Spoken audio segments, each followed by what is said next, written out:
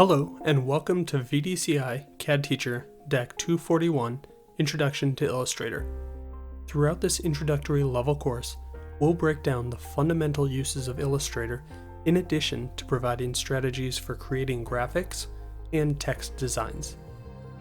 This course begins by exploring the Illustrator interface and utilizing basic tools in order to create a series of construction icons.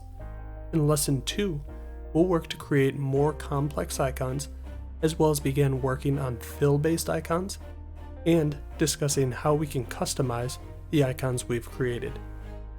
In Lesson 3, we'll begin creating a postcard design for a job fair. We'll work with text, as well as 3 of the icons we created in Lessons 1 and 2.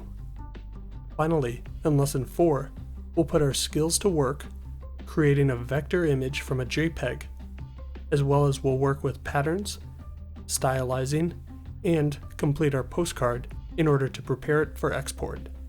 For more information regarding DAC 241 Introduction to Illustrator, or to sign up for an on-site or online course, please go to vdci.edu.